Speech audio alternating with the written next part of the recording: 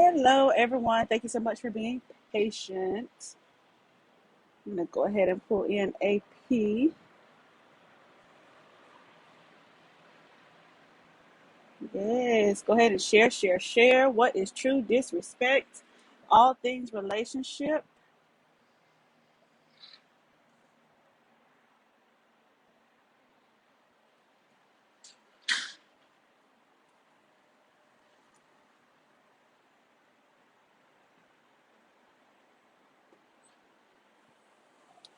All right, AP, if you'll send me a request to join, we'll go ahead and pull you up. Thank you guys for being patient. It's a hot topic. Got to be patient for the hot topic. Of course, you're going to get pushed back. Always going to get pushed back on a kingdom hot topic. There we go. Hey. Yes, Lord. Thank you so much for the push power. There we go. Yeah. Hey, y'all. Look, Catherine, we not new to this. We know how it goes. Period. We know how long it takes. We here for all of that. All Unbothered. that. Unbothered. Yep. In every sense of the word. So every sense of the word. Yeah. Thank you for your diligence, just to keep pushing on through. Because like I say, we're used to this. So unbothered. Hair still coily. Unbothered. I know that's right. I know that's right. But I am excited to talk about it, to get into it. And so to everyone that's been waiting and texting and calling and wondering, we're here, we're live. So jump on in, invite, share, say hello, tell us where you're from, and pull up a seat. Post your questions if you have any. We kind of gleaned from WODD Book Club some of those comments that you had already put out. And so I have them written down here. If I do not get to what you said, it doesn't mean that I'm intentionally overlooking you. For the sake of time, we're trying to condense it, It's depending on the person. Disrespect is disrespect. But we want to make disrespect make sense. We want to put everything in its proper space, because usually, once again, hey y'all, I'm about to just jump right on in because we just been waiting, so I'm just gonna dive on in, and Catherine and I will definitely chop it up. But just to lay the framework a little here, talking about disrespect in relationships. What is disrespect? A lot of people deem disrespect in the sense of, because you hurt my feelings. I don't like what you said, so you're being disrespectful. And then you say, what did I say? They usually can't express that out.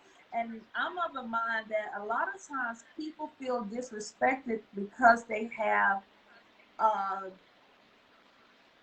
challenging time articulating themselves, expressing out what it is that they're feeling in the moment. You're coming for me, you're saying all these things that I disagree with. I'm looking for the words to, defend myself, to state my case. And you serving me my rights. I feel mistreated, I feel abused. I'm having all these emotions that is, erupting on the inside of me. And I'm trying to find the words to express how I feel. And everything that's coming at me all at once, I feel disrespected, And so this is when people get into what's called hitting below the belt, fighting unfairly, digging in the graveyard, reaching for content that has nothing to do with the present conversation or situation. And so we begin to use words like "you always" or "every time I," different things like that. And so we really don't know what we're talking about, in the sense of, why did we start this conversation in the first place? And then even to say something like that, oh, that's disrespectful. Or you say, well, where are we going with this? So it will stem back from how you were raised. What were you taught to that disrespect is? Is it because your feelings hurt, because you're sad, because no one is listening to you? What do you deem disrespectful? What you may deem disrespectful, I just look at you just stating your case, saying how you feel. You know, sometimes people feel like because you don't say anything, you just standing there in silence. Oh, that's disrespectful that you're not talking back to me. Well, what do you want me to say? Oh, you're so rude and you're so condescending, and you know, you're such a narcissist, and you know, you, and the list goes on and on. You're so arrogant, you're sassy, and you're, all these words begin to be thrown at you in the form of darts. And so it's like, what's the purpose of this conversation? And it goes nowhere fast. So when women and men are having these conversations and they're trying to get all their talking points out, they're trying to express all of their feelings in the moment, it's very easy for disrespect to take over the whole narrative. The conversation has become more so about feeling disrespected versus why we're talking in the first place. And so if people have, you know, a lack of vocabulary in expressing themselves, or they feel like they always got to get a win, they always got to get a win, I always got to finish first, I always have to have the last word, you know, I'm so tired of you, and so this, and I don't even like your mama, I don't like your mama either. You know, all these things show up that has nothing to do with why we're talking. And so we never get to the end of a thing. And so you have all these floating conversations in your relationship. And it's hard to talk about because where do we begin? Because there's so much, you know, no matter how big or small, it's just too much to sit down and deal with in one setting. And so it takes mature people to have heated conversations. And I tell people all the time, I have no issue with people having heated debates. I think it's good. What I have a problem with is because you don't have the words to express what it is that you want to say, or because you really don't know how you're feeling, then you come for me. I understand what I'm talking about. I understand what I'm saying. I'm just trying to hear you out. So don't start using words that you really don't mean, that you're taking out of context, and we really don't know what we're doing here. And maybe we should live to fight another day and just let this lay right here. You know, so just different things like that I definitely want to kind of help make sense for our brothers and sisters out here in these relational streets, that you know, you want to have a healthy relationship, whether that's your mom, your dad, your sister, your brother, your cousin, your nieces, your nephews, your next door neighbors, or your dog. You know, dogs get confused too because they be trying to figure out where you're coming from, you know. And they be sitting there shaking and looking at you. You know, I really like you no matter how bad your breath smell, but you know, you're confusing me on the language that you're using, you know. But hey, it's okay. It's okay. So one of the things that some of the women were talking about over in the book club today, Catherine, I'm sure you probably had the opportunity to see it. I was excited. I was excited because I think right now people are getting this, you know, canvas painted that we really don't want to talk, or we the hardest people to talk to. You really don't want to talk. And it's like, I do want to talk. I just want to know what we're talking about. And what are we going to do about once we finish talking?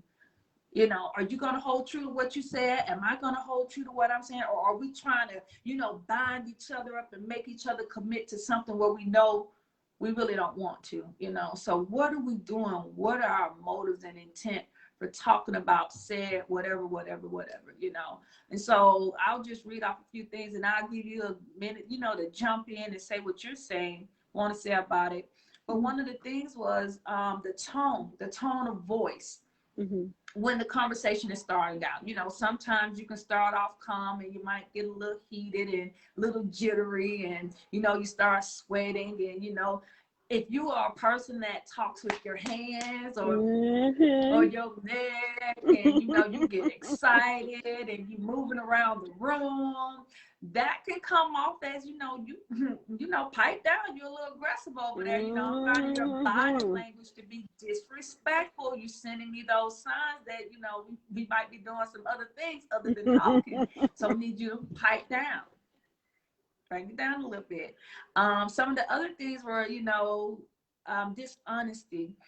not honoring the vows. Now, I'm going to assume that that particular person was talking about in a marriage, but vows can stem across the whole board. You make a commitment or a vow to someone and it's broken, you're not keeping your end. And maybe the vow was that I would never do that again, or I'm going to work on that, or I'm going to do such and such and so. And so you are a vow breaker, you know, in whatever setting that is. The other one was that, you know, spouse is not, you know, I would just say being sensitive or mindful of the other person's thoughts and visions and dreams and aspirations and things that they would like to do in life. As we bring both worlds together to make one, I'm still an individual as well. And if there are things that I want to do that I need to do, I have a purpose and a call and a destiny on my life as well.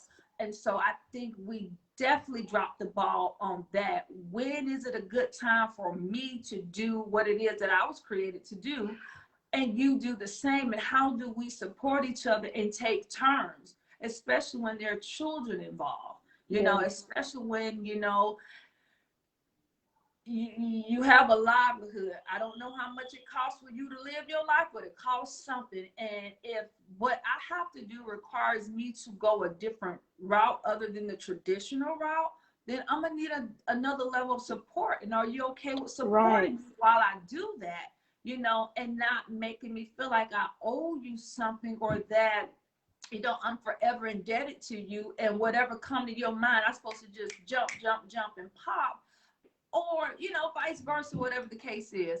And then the other thing was the gender role, feeling like, you know, just because I'm female, I automatically do this, and because you're a male, you automatically do that. And so, like you said, I think those are traditional things too that has to be talked about, especially in this current culture. And if you're okay with the tradition, do you? But if you're not, then those are conversations that need to be had out the gate. The only thing we can't do is swap penis and vagina. Now, that's it. It's on you. I'm me.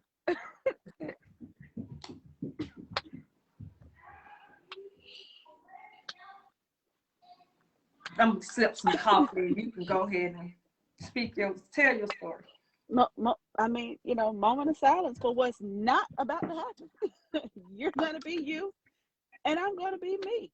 You know, and even that little saying is so, it's so trash, because it's these little things that kindle the fires behind everything that you just said. All of the questions and all of the different statements, like you said, if you have broken a vow, something as simple as, like you said, I'm going to work on that, and you don't, you know, and let's say I don't bring it up again, but I'm hurt, you know, and now you want me to wash the dishes, and I'm hurt, you know, and I got a job interview in the morning, but you got to work late, and, you know, the baby got to go to the bathroom, you know, he peed in the bed at 3 a.m. Come on, you know, these little things that I'm just doing me, you're just doing you, but we're not communicating. And so then when we come to talk, now everything comes up, and it sounds like one of us is on an emotional roller coaster. One of us is just crazy, psycho, like I said, all these different little things, these words that get thrown out, when really these are just conversations that have not been had. And then you do have those situations where I have expressed how I felt. I've told you, and you know, rewarded me with broken vows, or no vows at all. Just, oh, I hear you. I get it, but what you want me to do? Something. You know, like, what do you do with that? What do you do with that? You know, and that's, but you know, a lot of times in that case, when you said, what do you do with that? A lot of spouses, or whoever the person is, they don't do anything with it because there's no gratification. There's no payout for me aiding you in that. So I don't feel a need, or I don't deem it necessary to do anything other than just heard what you said. Like, oh, okay, because there's nothing in it for me.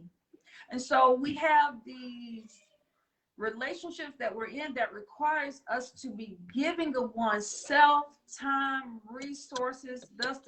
And so, but yet we're so selfish and inconsiderate because it's always about, well, what I'm gonna get out of it.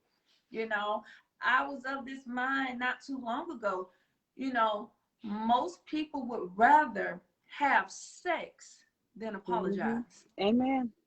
So true. And sex isn't repentance. Period. Sex isn't, you know, I'll never do it again. You know, and so, you know, it's this big hype around, you know, makeup sex. You know, don't mean it's matter of fact. If you're not careful, the sex will continue to tear and to rip, you know. It'll be fragmented and it'll be hard to pull it in. And so now you have all of these weird addictions and emotions tied to your sex life. And so now I don't even know why we busting it down no more.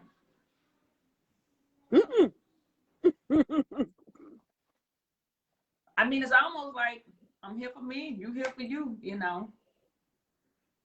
So that's not a good, I mean, like I said, it has its place. Now, if you made up and you know, you can come with it, then hey, make on with it.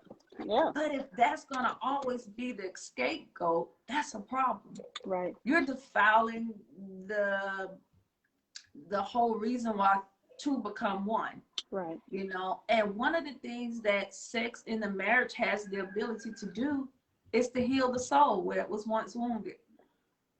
Yeah. You know, and so we have to be careful how we use that. It should be to our benefit. It is for pleasure. However, if it's mishandled and mistreated and abused too long, it'll be numb-sexed. Yep. You can get it down and go on right up where you going and act like you ain't even been with that person and won't speak. We just provided a service for each other. Oh, thank you.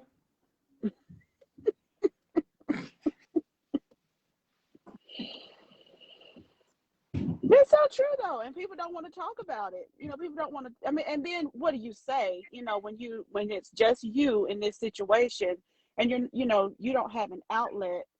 Oh, and speaking of outlet, that's the perfect time to insert. Get your essential session, essentialsessions.deliverance@gmail.com. We'll post it after the video.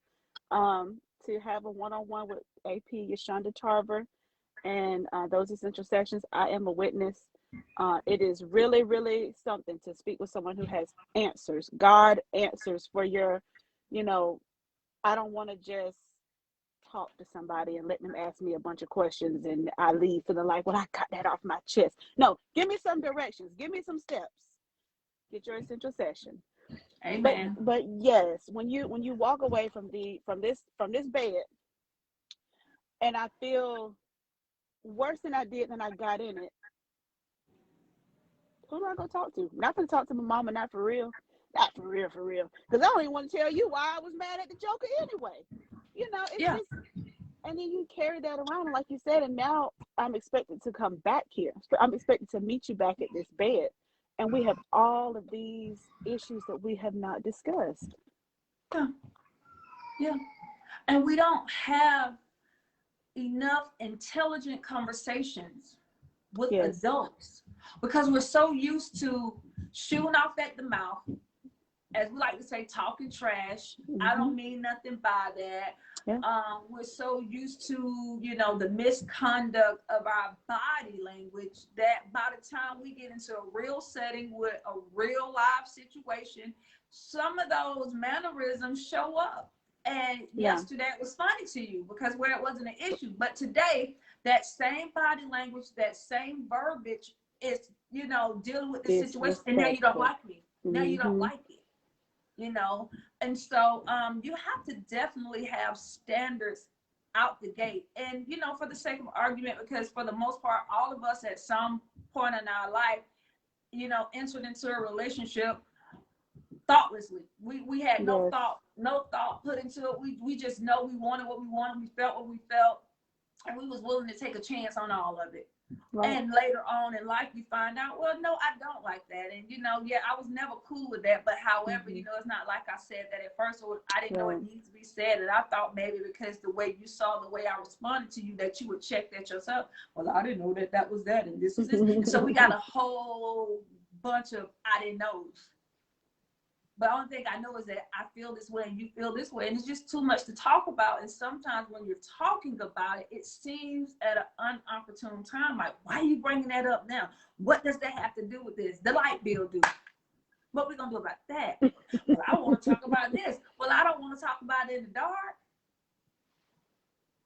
And so it's just, and we start trying to weave stuff together that doesn't fit because everyday life is coming at us. Right. And like I said, don't let children come in, whether you already have children, whether, a mixed, family, or, babies are coming out. It depends. Everybody's different. Or what happens when you want children and you can't have children and you have all these issues, because eventually that's going to come up. Right. What happens if, the spouse has stepped out on the other spouse or both have done it, that's going to eventually come up. What happens if you don't have a sufficient amount of income coming in to take care of just the basic things? That's going to come up. What happens when you have different religious practices, that's going to come up. What happens when, you don't have transportation? That's going to come up. What happens when, you don't like each other's family members, or someone has,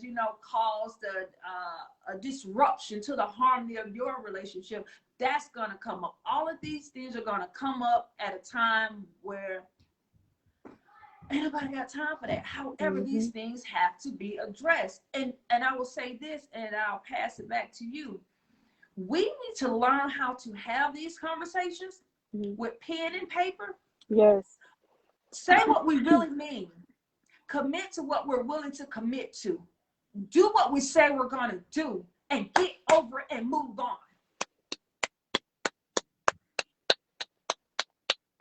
Because how many times do we have to keep talking about the dog getting out the house, running down the street, and once it got down the street, it crossed the road, it got hit. I got down there and I picked the dog up and it was bleeding, and then I walked it back to my house, and then I had to dig a hole in my backyard, and ever since then I haven't been able to go sit out on my back porch. And so when you do that and run out the house, it reminds me of my dog that ran down the street, and when it got down there, it got hit, and I had to walk back home with all that blood and buried it in my own backyard, and they ain't been the same. And even though we don't live in that house no more, you remind me of that. So what's the real problem, ma'am? What's the real problem? Because we're not talking about what the problem is. So you're frustrating people by listening to you. I can't listen to you because you don't make sense. And if I'm gonna be here that long, I might as well have sex with you. No, I'm just kidding. You're gonna have to compensate me for something. What? You want to do dog? You seem a little stable. I wouldn't feel safe leaving you at home with a dog. I know that's right. But we have to talk about it. And it's difficult for men to talk because they're still trying to gather their thoughts. Yeah. And men, they don't get a lot of credit for being intentional. Men don't just aim to, just throw things out there. Men really, really try to be focused. They try to be intentional about their target. They really try to be intentional about their target. They want to keep the appearance of being in control, especially if they're big on authority and power and their disposition and all of these things. But it's hard for them when they're coming, unravel at the scene. And it's like, and they're doing it in front of someone that they're supposed to be guarding and protecting and being strong for, somebody that they're supposed to be a provider for, all of these different things. And right now I feel like I'm at my weakness and I'm trying to defend myself and be heard at the same time in front of my woman. And that's hard for men to get a footing on. And then I feel like if a man feel like he don't have any respect in his house,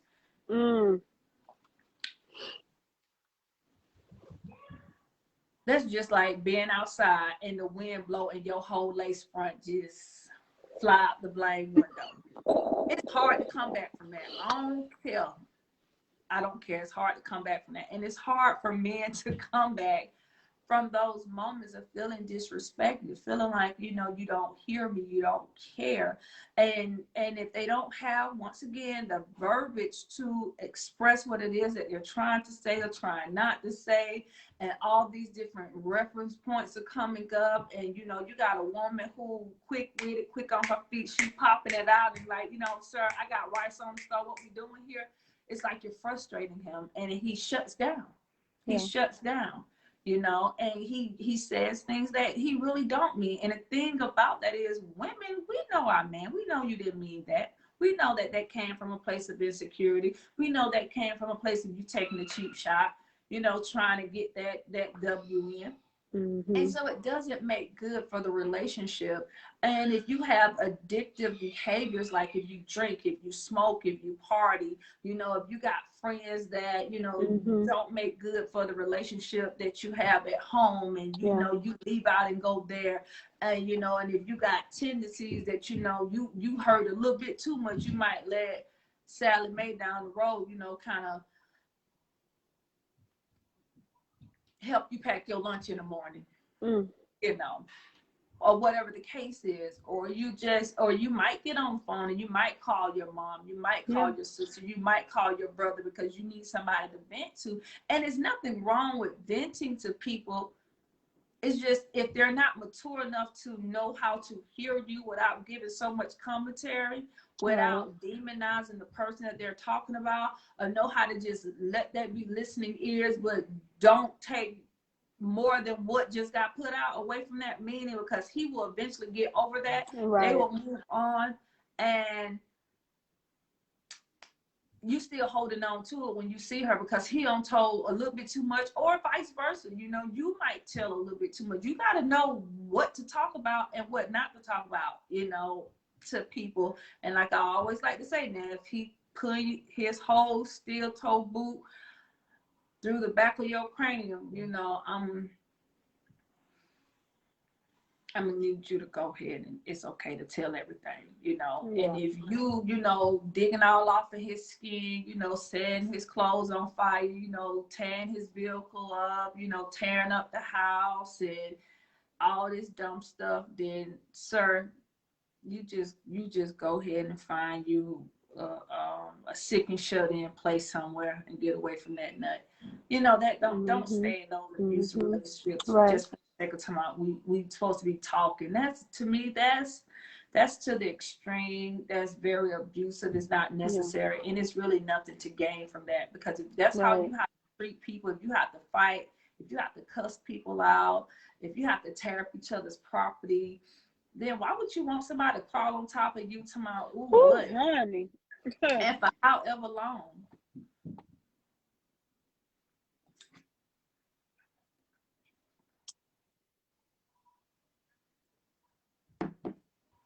Go on, Miss Catherine, tell your story.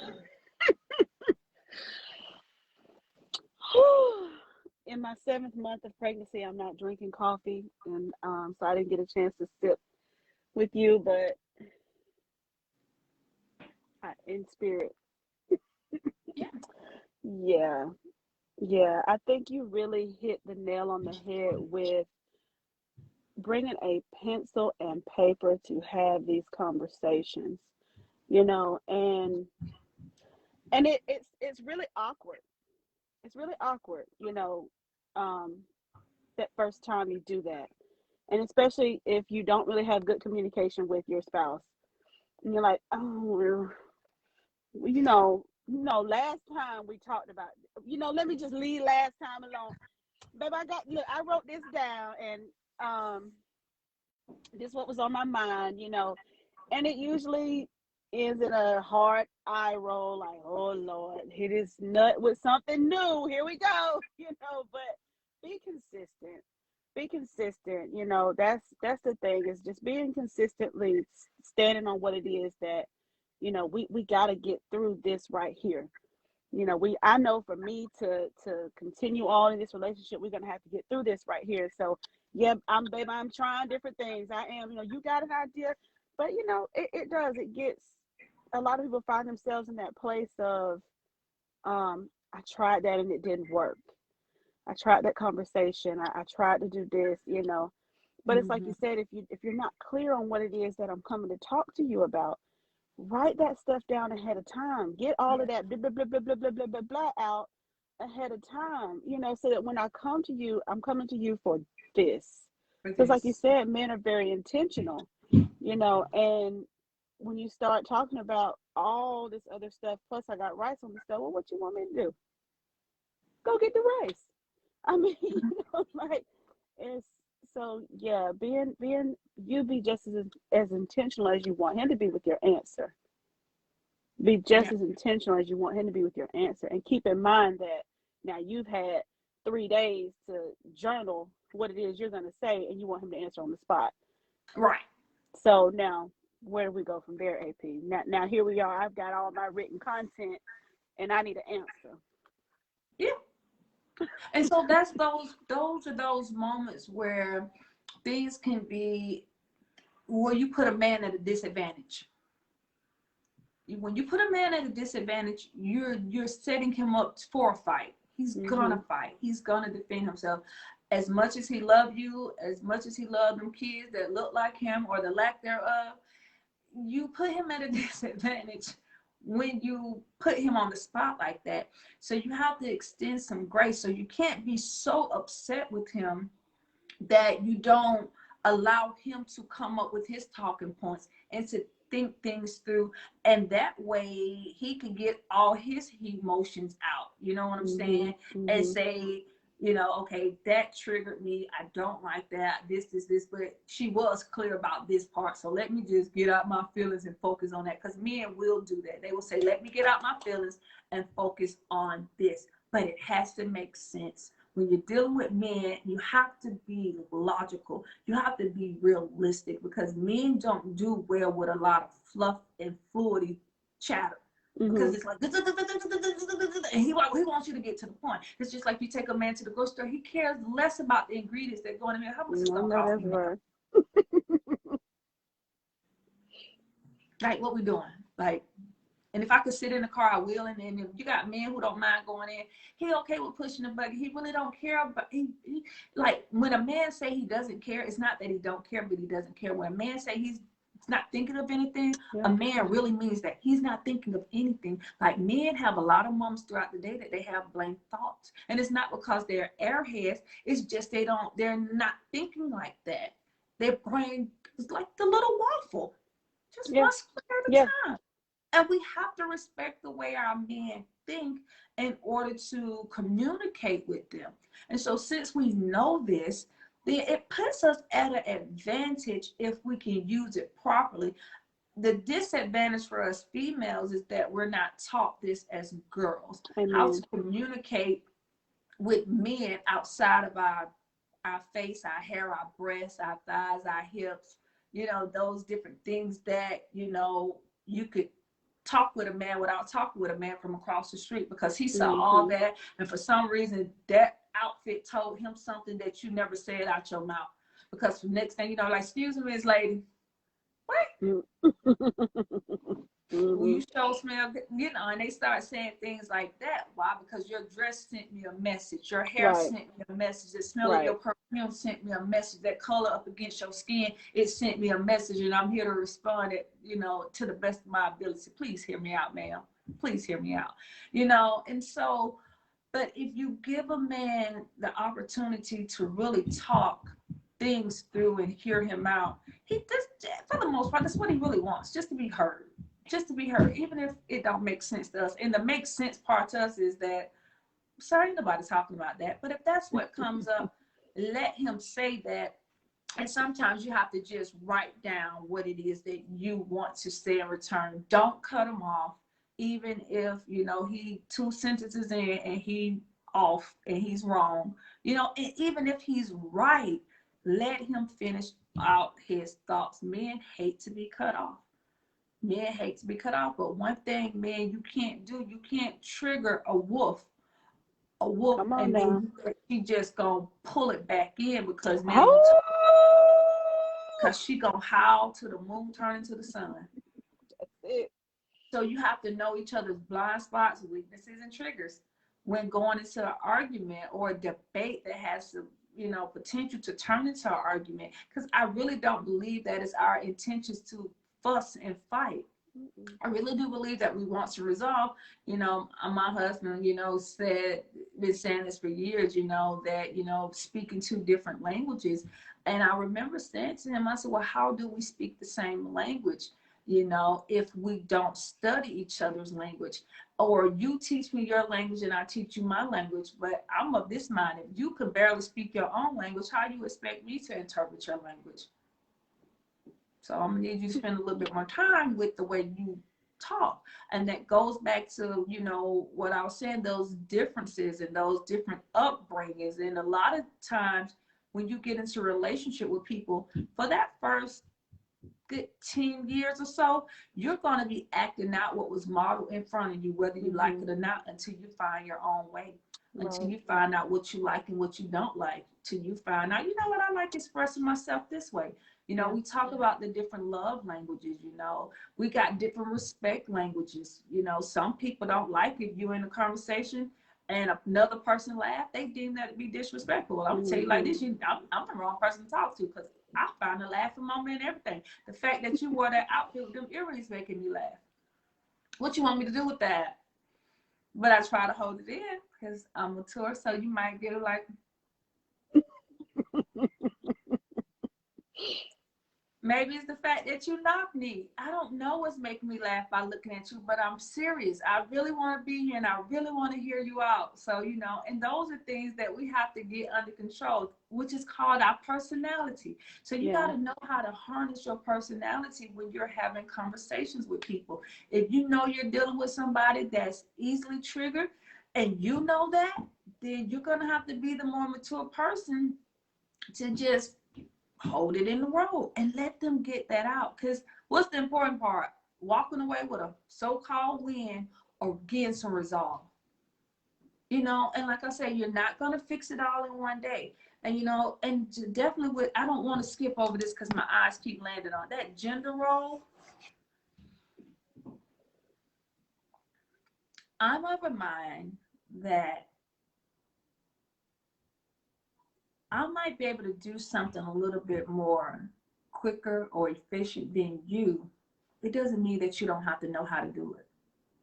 Because what happens if I'm not able to, especially for a woman, and you're having babies, you're going to have that time when you call downtime, call maternity leave, and you're not able to do certain things. And your spouse, he will have to step in to help out in certain areas. Now, he's not going to be able to cover every area, especially if he still has to go to work, if his job or his career or whatever he has going on does not allot him maternity leave as well, Right. So you have to balance those things out with give and take. So if he's going to just do the bare minimum, which is making sure that you eat, making sure that he eat, of course, if you have other kids, making sure the kids eat, making sure they're getting their baths, homework, and kind of tightening up around the place.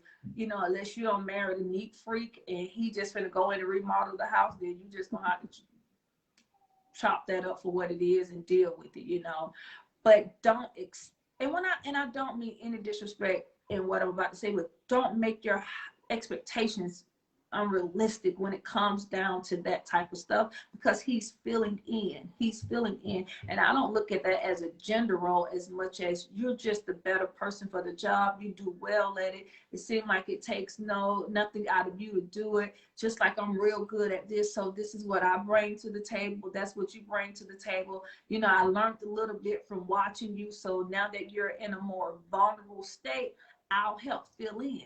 And so you show your appreciation by saying, baby, I really appreciate it. Not, well, I wouldn't have did it like that. Well, don't do it like that, because now you're nitpicking and you're making it hard for him or her to facilitate that for you or for you guys, for the family, whatever it is. Be considerate, but be realistic. You know, now, like if he take the trash out and he wash down the Herbie and all of that, and you like, you know, I'll just get the trash out, you know, then be okay that, you know, she did what she could, but she's not gonna do it like you. Right. You know, and so you have to, but these are the conversations you have when you're going out on dates. These are the conversations when you have when you about to, you know, commit yourself to each other. And this is why you're not supposed to walk around with your drawers on your head. Keep them on your behind. That way you're not overly invested. Don't be handing out no extra hands. You know, don't be giving out no kisses and making all these, you know, promises where you can't hold to it, because life gonna show up, and so is the person you said I do to. So you have to be careful with that. And gender role also would assume that just because you're the woman, that all the domestic work will go to you, or, you know, just because you're a man, then, you know, all the outside or what commercial things, it just fall on you. Now, I'm not of the mind that anything you can do, I can do better. I can do anything better than you. Yes, I can. No, you can't. Yes, no, you can't. Yes, you can. No, I can't. I don't want to. I did not get married to be a man. I know that's I right. want to keep all this soft and smooth, and I want to continue to, you know, make moves in that vein. But we still need to have these conversations. So if you're thinking that I want to work, I want to go to school, I don't want to have children until maybe 5-7 years into the marriage. When I do, I only want 2 to 3 kids, and he of a mind, well, I want a big country house, and I want as many babies as I can put in you, and I'm willing to take care of all of them. I just want to see kids crawling all around, and I want to see you over there baking bread, and I want you to come over here and scratching my head, and I want to see you folding my underwear, and I want us cuddled up on each other, eat popcorn, watching movies, and I want to go on family vacations, and, you know, I want to sit at softball games, and then I want to be able to steal away and go on a fishing trip, and you be at home, and I want you to text me at 6 o'clock and ask me how I'm doing, and so I want to send you all my pictures about the fish that I caught. Well, baby, I want to send you pictures of what the kids did when they were in the tub, and, you know, and little Joey, he got out. So you need to have these conversations, because this is called fantasy. You fantasize this. You imagine yourself doing these things, and now you're in a real live relationship, and he don't know how to fish, ma'am. He don't want to go fishing. He wouldn't know how to put a boat to a truck if somebody paid him and walked him through it. That was what you saw your husband doing. He's not that guy, and you're going to have to be okay with the guy that showed up, and learn to get to know him, and not the person that's in your head, because usually the person that's in your head, they doesn't exist. They don't. No more than she exists. You know, you're going to have those days, you know, men talk about, you know, get up and fix yourself up. Absolutely. Comb your hair, brush your teeth, wash your face, wash your behind. Do all those things. Do those things. That just should be something that come along with you as a woman. But if you want somebody walking around here in 6-inch heels, if you want somebody walking around in silk all day, first of all, you don't want her near a stove, sir. She's flammable. She's flammable. Ask me how I know. I had her on the satin road. She's flammable. It don't work too well. It don't work. And good thing I didn't have that thing tied up, and I was able to come up out of it. That's just a little bit of transparency. She's flammable, sir. Well, somebody lips would just say, well, just don't wear nothing. Let the grease pop up on you. I mean, we got kids. We got kids, and I was downstairs.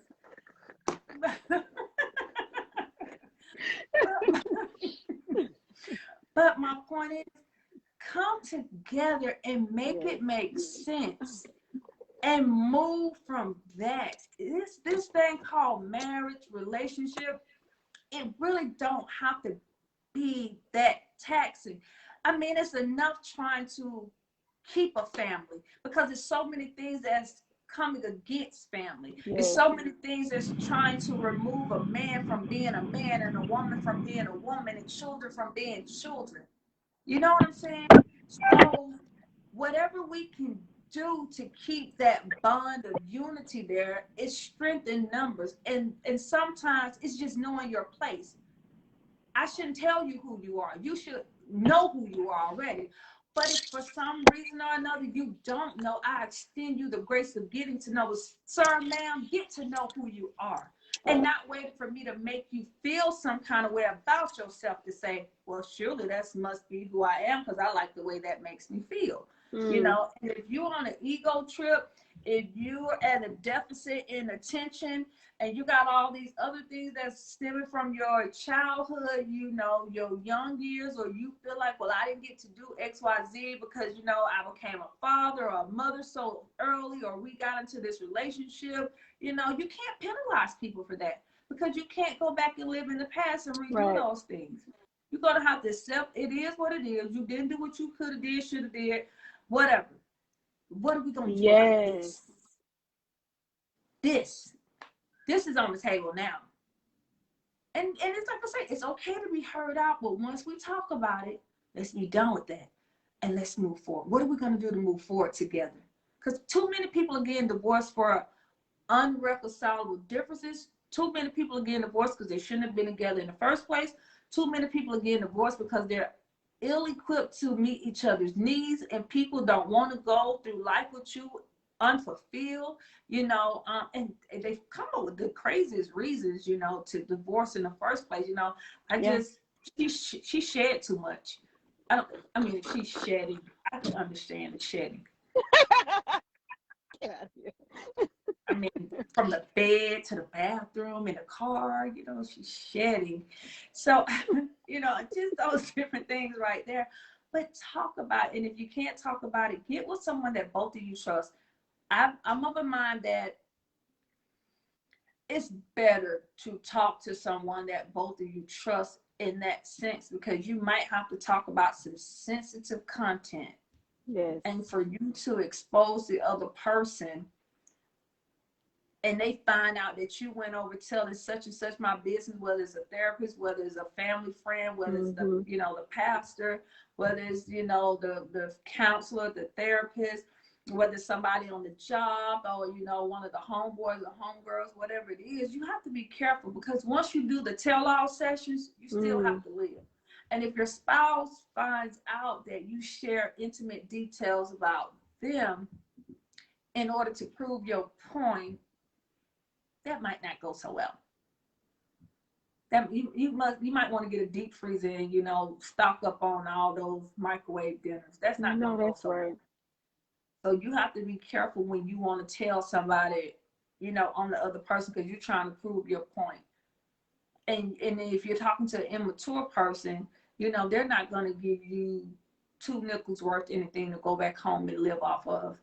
You know, and it makes no good for anything. And when you have somebody who feels like their dreams and their goals and their aspirations is being suppressed just so they don't have an argument with you, just so you don't bite their head off, so you don't walk out the door and don't come back, or feel like, you know. And that's another thing. When it's time to bring those goals and those aspirations and those desires to the table to talk about it, to see if this be the season that I could begin to work on these things. Don't go telling your spouse about the bills you got to pay, how you work hard, and, you know, because you don't have a job bringing in a substantial amount of income, that, you know, you don't have the liberty of going to do nothing. The best you can do is cook, clean, bend, and lean, you know.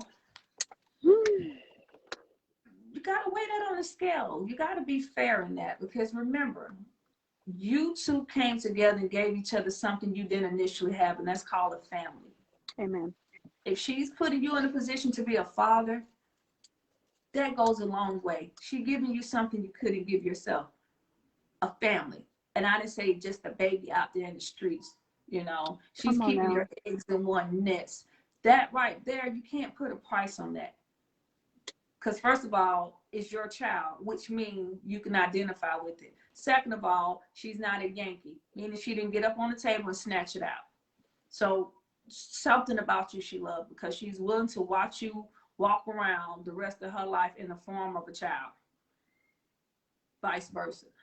The last thing you want to do is have children with each other and you still don't know what you're doing, because you're going to begin to raise that child based upon the way you view the other parent. So that means if it's a daughter, he'll be trying to chastise his daughter, Yes. chastise you through the daughter. And if it's a son, she'll be trying to raise him to be the opposite of you. Everything she don't like about you, she gonna chop at it in him. You know what I'm saying? Or, you know, and then sometimes I see a lot of moms uphold their sons in a higher respect and honor than the father if she don't like him or like some of his ways. And it's subtle things here and there, but I see it all the time, and that causes tension between father and son, or it causes tension between mother and daughter, or you find children being more favorable of one parent than the other.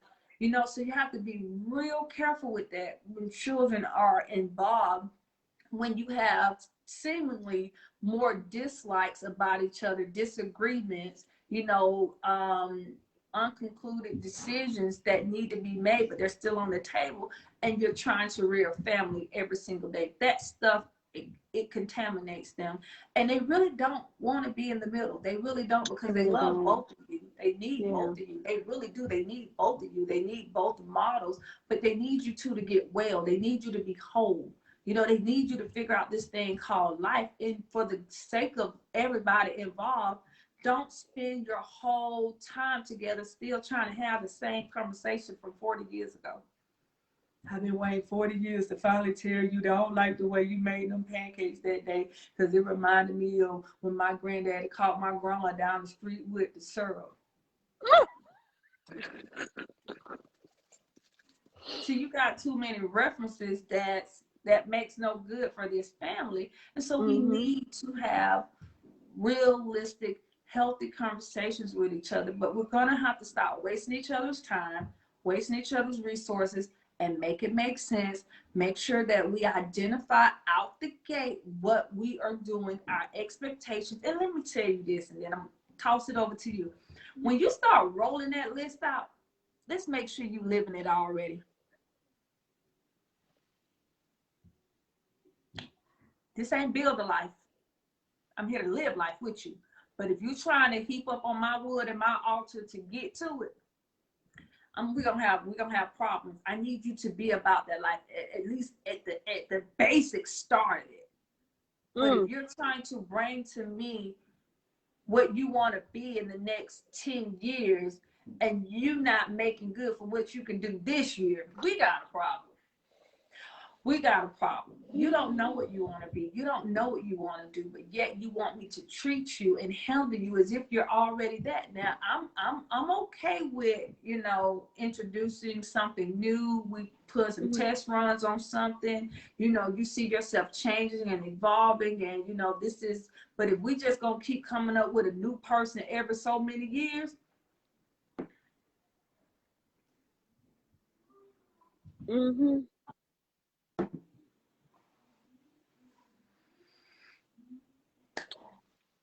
And I want to highlight the disrespectful. I want to highlight the difference, because that's here comes where it gets confusing for people, and they feel like, oh, you're being disrespectful, you changing up, you're somebody different. Is that the longer you're with someone, the both of you should be maturing. So how do you tell the difference between someone that is coming up with a new person every year and someone who's going deeper in where they were? That I'm just going deeper. You know, I've gotten 3 promotions on my job, or, you know, I'm no longer at that job, or, you know, I do something different now, or I'm working to get a degree. You're going deeper, and it's requiring more of you. And now we're trying to have this conversation about who's waking Pootie up in the morning. Oh, it's always something new. Is it? Is it? Is it? Well, the reason why you get that part in that facet is this. How you would know that you're going deeper in you versus someone new is popping up is because the way they manifest, the way it spot them. So if you got 2 people, and this is whether it's a husband, wife, brother, sister, mother, daughter, whatever, when you got somebody that is growing in who they are, they're growing in who they are, they're going deeper in who they are, they're invested in themselves, and they're starting to see the fruit of that Yes. hanging from their tree is substance in it. It has materialized itself. Immediately, you're going to see the insecurities in the other person flare up. And so they're going to target everything about you, from to the way you you get out the bed, to the way you hug them or didn't hug them. They're going to nitpick about everything, and they're going to put themselves in an intentional position to never be satisfied, never let you satisfy them. Never just let things settle and say, you know what, because if you're talking to someone, you're like, so we understand. No, we don't understand, but I just let it go. Or, well, do you want to eat that? No, but I guess if that's what you're cooking. They are hell bent on not being satisfied. That's how you know. Wow. And then you see that get back spirit show up, meaning I'm gonna go out here and start something new too. But they never finish. Always starting but never finishing. That's how you know you're dealing with, first of all, double-minded, split personalities, and you get somebody new every single day. They just keep using the same identity card. And so, or this person, when they go off and do something, they're unfulfilled, and now they feel sad, and now they're depressed, and you're picking up on all of that. They begin to gain weight, or they lose weight. They're not as social, they get stuck in a rut, like a routine, they only just go right here, right there, and no further, right here, right there, and no further. They can't really enjoy a laugh unless it's something derogatory, something belittling. It always got to be something that's meaningful. They can't really get real joy out of anything. It's almost like a mental cutting to feel. In order to feel, I gotta feel pain. In order to know that you care, we have to argue with each other. In order for me to get some attention, I got to throw a fit, different things like that. And then the next tell sign you would definitely be able to tell, at least you should, especially being a woman, or you women on here, or in the replay, is when you go to have sex with your spouse, you pick up on all of that. You pick up on all of that. He's disconnected, or she's disconnected. You know what I'm saying? There's a disconnect there. And I've coined this a scanner. You scan them, and you could pick up on, if you pay attention, you can pick up on everything that's going on. And women, this is where you have to be real careful. Hear me, and hear me well. Now, you shouldn't be having sex if you're not married anyway. However, we got a lot of people out here busting it down for free with nothing in return. You don't even get it. Never mind, I ain't gonna even say that about you. But anyway, you're out there and you're cooking grits with no lid on it, meaning there's no ownership to it, sweetie. It's just popping every single place. That. When someone is having sex with you, whatever they are, whatever they've been doing, whatever they're dealing with, whatever their emotions are, all of that, they're going to dump it in you, whether they mean to or not, whether they love you or not. They're going to release all of that in you. It ain't nothing you can do. You can't soak it out. You can't dish it out. You can't pee it out. You can't squeeze it out. You can't poot it out. And if you make a baby out of it, a little bit of that content in there too. Whatever he is, he's going to release it into you. And it is going to mix with your genetics. It's going to go into your DNA. Scientifically proven. Look it up. Read your Bible and you know that. You have to be careful when you are having sex with people. Things transfer. Spirits transfer. Bodily fluid transfer. Just because you get up and go take a bath, or you soak in your water, or you do your little regimen, or whatever it is that you do after you don't have a powwow, remember, whatever he is now in you. Ask me how I know. Because you can think of the times where you felt him on the inside of you, like you had a him moment, like you thought the way he thought, or you laughed the way he laughed, or you felt the way about the way he felt. So you begin to take on a certain part of his personality. Yes. When you're with someone for a long time, whether you like them or not, you just begin to pick up each other's, behavior patterns. A lot of that stems from the fact that you have a soul tie there, that you have sex together. The two shall become one. Period. When the Lord said that, he meant that. And that's why he tells you, don't join yourself to a whore. And that could be a male or a female. Yeah. Because so if you got somebody that's dealing with depression, anxiety, addiction, they're abusive and stuff, you have to know, and you're married, you have to know how to guard your body. Now, I got some content that help you do, but you ain't gonna get it here. But I have it. But I will tell you this, there is a way to guard yourself so that when your spouse and when he's or she is dealing with their issues, you can still have safe sex without all of that unnecessary content in you, you know. And you say, well, what if I'm using a condom? So that's not getting, the spiritual implications are still there as well. Trust and believe. Oh, yeah. Trust and believe. Have you ever, well, you don't have to answer to this, Captain, but I'm just saying, if you've ever kissed somebody and that kiss felt nasty, that takes that they left behind, nastiness. And that's why you have, and even people who have oral sex, and even though if it wasn't performed on you, and they perform it on other people all loosely because, you know, and then they kiss you, you're like, oh, it just, that's because they got a car wash for a mouth. Everybody on ran through.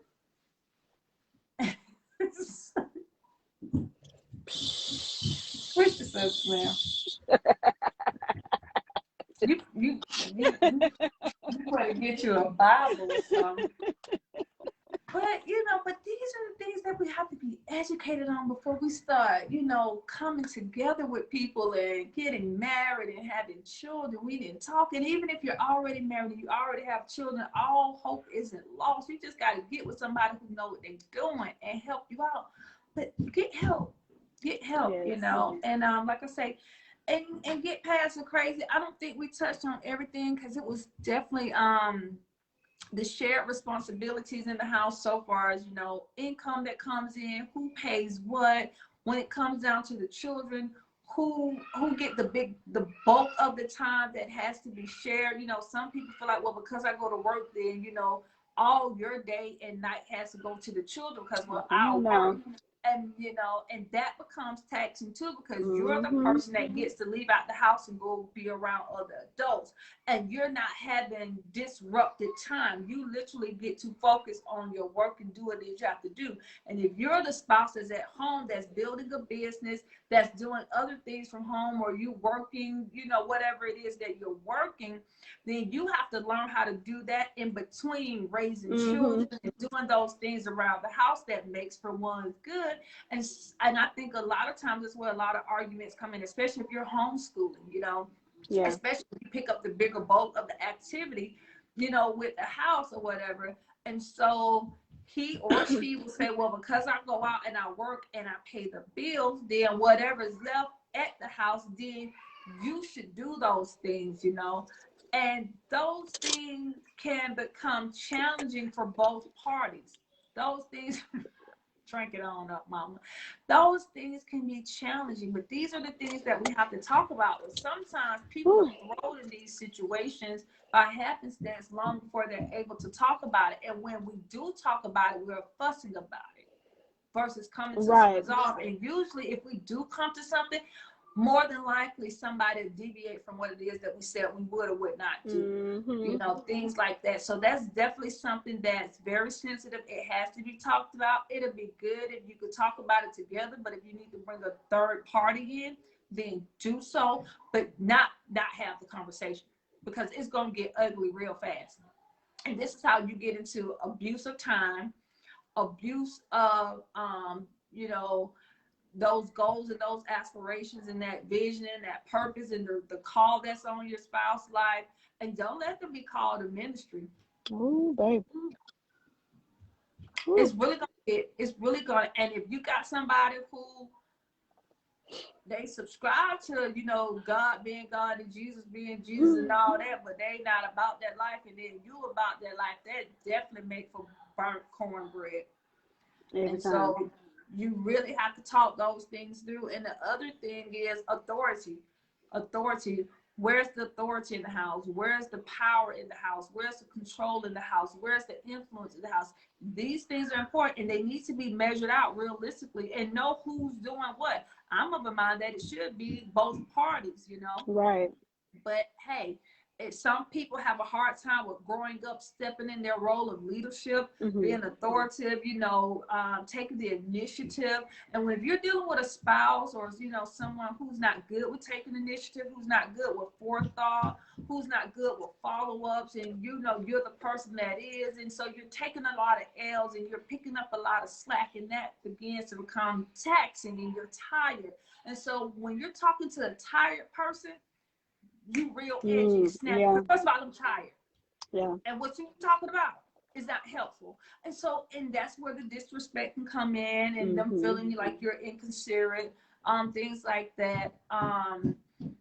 If you're dealing with somebody that's very manipulative, you know what I'm saying? That right there, that's really gonna take a hard hit, especially if you know that that's what it is. Right. And different things like that. If you're dealing with a spouse that is cheating, if you're dealing with a spouse that, that's into porn, masturbation, different things like that, that's going to be real difficult to have a mature conversation with them. Why? Because they're already detached and closed off from you. And so it's really no feeling there, because usually those things that will bring your spouse pleasure, they found a way to self-please. And so if I'm with you, I'm with you. If I'm not with you, I'm not with you. And I'm really cool on all that. So this conversation should go either way, and I'm still going to be good tonight. Versus a man or a woman, but since we're talking about men, a man who don't subscribe to porn and masturbation and not cheating, he's very careful. Why? Because he still want to be able to have that soft touch. He still want to be able, and he ain't trying to do nothing to mess that up. And so he's a little bit more forgiving and tolerant of a conversation because he has a goal in mind. Remember, men are intentional. Men are intentional, So I'll turn that back over to you for the sake of time. I know this is going to be a part 2. I hope the content here was useful. And like I said, I knew we wouldn't be able to touch on every single thing. But these are conversations that need to be had in a respectful way. Me, if anybody know me, you follow me for any amount of seconds in life, I have a sense of humor. It's not something that I try to do. It's just something that comes along with me. I went to the Lord about it. He said he's leaving it, so it is what it is. If I offend you, I did not intend to, but if I offend you, let it be to the point of change, that you would go and change, And sometimes it's hard to change when you keep finding reasons to remain the same. And life could be saying, but it's time to change. And you don't want to find yourself stuck in a situation that you can't get out of because you refuse to change. Don't wait for a situation to force you to change. Be a big boy, big girl, and change yourself, and you don't have to be selfish in order to change. You don't have to take away from home front in order to change. So sometimes when people hear, well, I need to change and grow up and mature, that's saying I need to go out and be by myself and have all of these experiences that I didn't get to have when I was by myself, because I'm of a mind. And if you have enough in you to do that before you met me, what make you think we're going to build this life together? Now you're going to step out and go do all of those things. You're not a bachelorette. You're not a bachelor. Those moments have passed. As a matter of fact, they don't even do that blame stuff no more. That's not even in existence. They don't even sell the type of shoes that you want to walk around in the street in anyway and have that moment. Let it go. Let it go. Just let it go. Straight Elsa up in here. Let it go. And that's okay. But work on you, build on each other. Don't tear each other down. When you do have a moment where you don't kick somebody's brick in, if you can, either fit the bill so they can go buy themselves another brick, or help them put their brick back in their wall. But don't leave them brickless. Don't leave them brickless, because that's the wall that's supposed to secure the family, and that's supposed to secure you guys and bring security there. So always look for those things that's gonna unite you and bring you back together. But don't abuse sex. And women, you be careful with men who would rather have sex and give you an orgasm before they apologize. And I don't care how healthy he is and whatever it is that he does that make you just say, it's okay. I understand. Maybe next time. Don't do it, because that gets old. Because the soul when it's hurt and when it's damaged and when it's broken, it puts off a stench that no amount of nothing could take away. Okay. And I didn't even get into my book, y'all. Listen, I tell you what, get the book. And if you have the book, get the book out. And when we come back together, we'll talk about it. I was going to read you a little bit out of chapter 7. Whose identity are you marrying to? And it was going to also be out of chapter 8, I think that was. Yes, who's wearing the secret parachute in this marriage? Ooh. Yeah, because a good chapter, y'all. Those thoughts. So we'll talk about it. Also, I want to put this out here that I am going to start, and you guys can tell me your thoughts in the comment about marriage, Decoded Marriage 101. Saturday mornings, don't know what time yet, for 30 minutes. And where I answer these questions and go through this. I've been married for over 20 years. I have 10 children. And so I could tell a thing or 10, you know, and not that my marriage have to be your marriage or whatever, but some things are just universal. And one thing I can say, I have learned to do life from the place of righteousness, from the viewpoints of the Lord, how he sees things, you know, and what makes for, you know, the good of my family, the soul of my family, so that there could be a family and not just people living together because, well, we don't been together so long, we just each other's habits, and now we got all these kids, so where else we gonna go, this, that, and other, you know, nothing like that. And then being okay with those things, that's just, it is what it is, and it's no change gonna be there. Why? Because it is what it is. And how to adapt and adjust to those situations as well without penalizing each other and living in a house fire for the rest of your life until someone died. And like I say, you guys get those insurance policies and put them in place, because it's appointed to man to die once and then the judgment. And there ain't no sense that you living, you know, thinking about all the things that person didn't change over and broke and still got to pay those bills that, you know, kept you two separated. So you go out there and get yourself a policy, okay? Amen. Amen. Amen. Amen. Amen. And don't y'all be out there doing that crazy over no policy now. Let me put that disclaimer out. All y'all ain't got no sense. I saw the way y'all voted. Don't be out there doing it. But anyway, that's another. So anyway, Miss Catherine, you have the final words. I thank everybody for joining in tonight. Thank you for dealing with us with all the technical difficulties. Hello to everyone who will catch the replay. We look forward to this, and we will see you again next Tuesday for Hot Topic Tuesday. Will we be dealing with disrespect? Maybe, maybe not. We might be dealing with your children. We might be dealing with your relationship with the Lord. We might be dealing with you. We might be dealing with homeschool. We might be talking about sex. We might be talking about grocery shopping. We might be talking about spirits. I have a book out called How to Divorce a Spiritual Spouse. We might be talking about what spirits may be lodged in you that maybe it's not your husband. Maybe you got a few husbands lodged in a couple of places that's causing a disturbance in you, and your man picking up on all that, and you flared up, and you don't know what it is. So let's talk about it, okay? So, Catherine, back to you. I just thoroughly enjoyed this. Like you said, I look forward to part 2. Whenever part 2 comes about, I look forward to next week. I'm loving this. I'm loving the followers. I'm loving the conversation going on in the book club. I'm good. I'm settled. Yeah, this is good. This is a good intro.